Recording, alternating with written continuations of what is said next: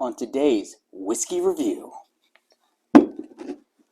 Doc Swinson's Blender's Cut 3621. Let's go.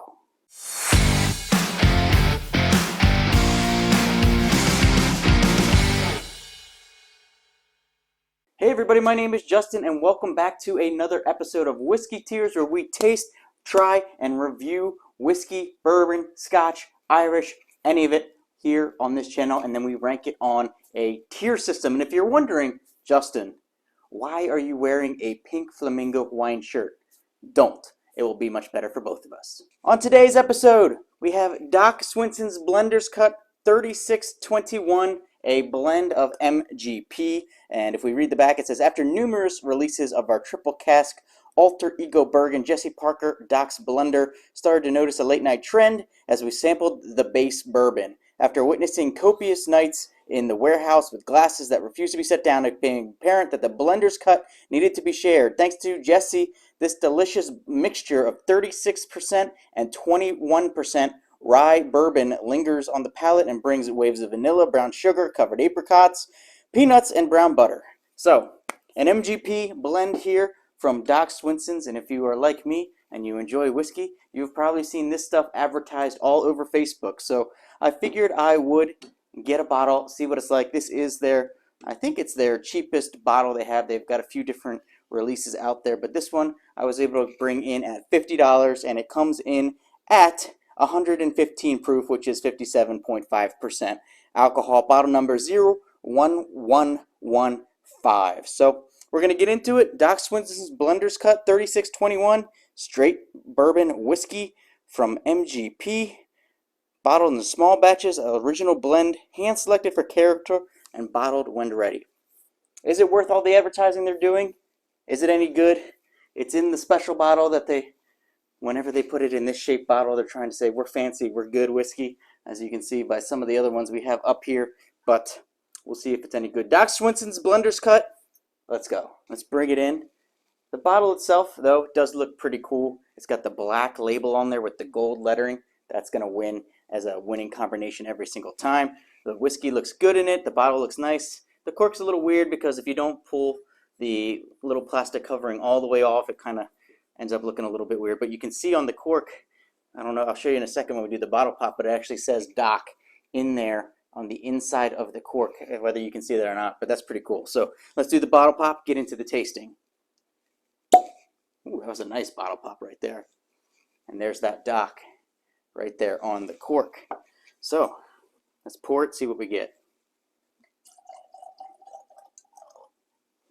Spilled a little. That's okay.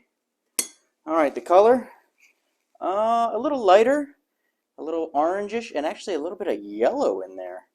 Kind of a little bit of yellow here on the Doc Swinson's, which is not normally one I get, but I'm seeing a bit of yellow here on this one today. So let's see what it's like on the nose. Vanilla cherry, like a very strong vanilla cherry. A little bit of spice in there. A little bit of watermelon. Mostly vanilla and cherry, a little bit of spicy watermelon.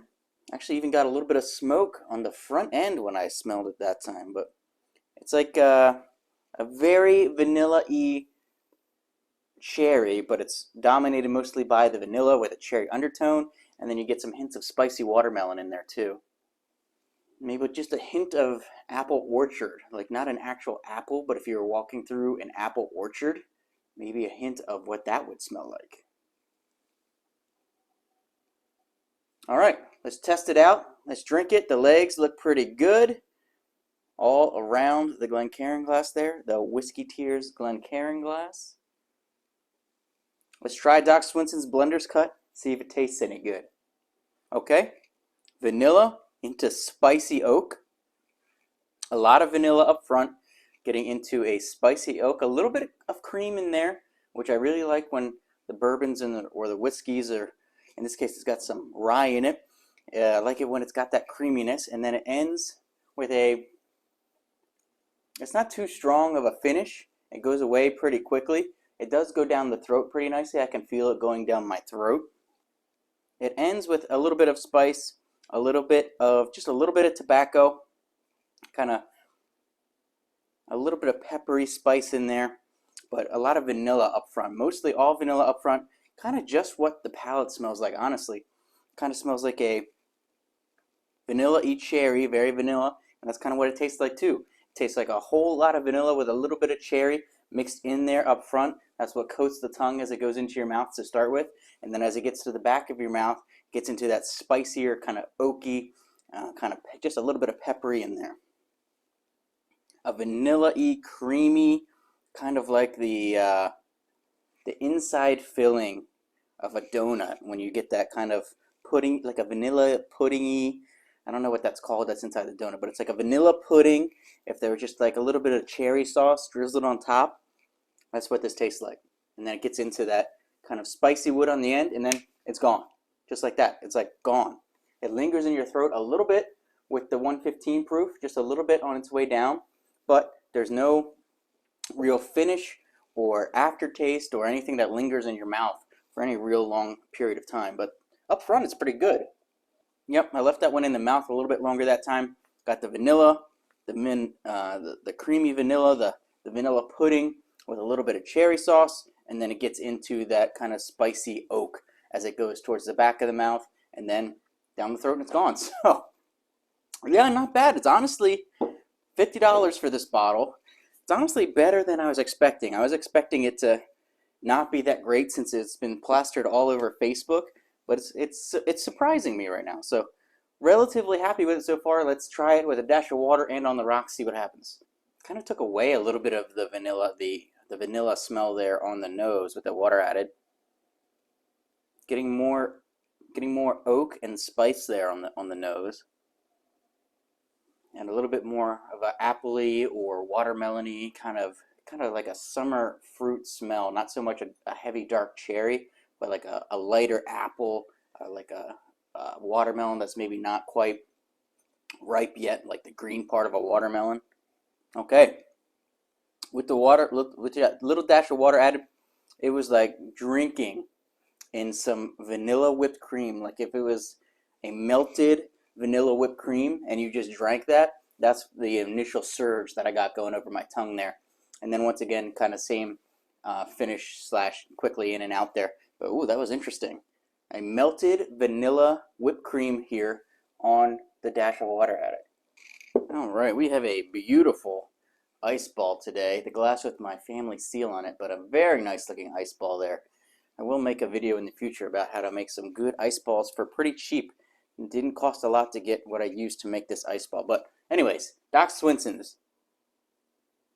Okay, interesting. With the ice ball in there, really muted down the smell a bit with the ice ball. A little bit of sweetness. More of an appley smell there, with not really any spice on it now with the ice.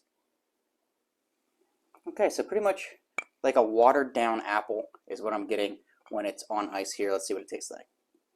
Okay, that turned it into pretty much all oak and pepper. Very interesting how much this changes over the 3 different variations. Definitely not my favorite on ice here on the Doc Swinson's. On ice, don't recommend it. Neat or with a dash of water, not bad at all. So what are we going to put Doc Swinson's Blender's Cut here on the tier list? Coming in at $50, which is what I got it for, which is pretty much what I've seen it for, maybe $45, $50, $55, depending on where you live. It's not bad. It's not like something that's going to blow you away. The finish doesn't last a long time. You don't get a complex number of flavors in there that you're trying to pick out what it is. Every time I tasted it, it was, yep, that's what it is pretty much every single time. But also for $50, pretty good and better than I was expecting. So for Doc Swinson's Blender's Cut, I think I'm going to put this bad boy into the B tier, which is not too bad. Into the B tier here for Doc Swinson's Blender's Cut. Yeah, better than I thought it was going to be. I thought it was going to be a C tier average at best, but pretty good here on Doc Swinson's. Probably the bottom of the B tier from what I have up there already, but B tier nonetheless. So, Doc Swinson's.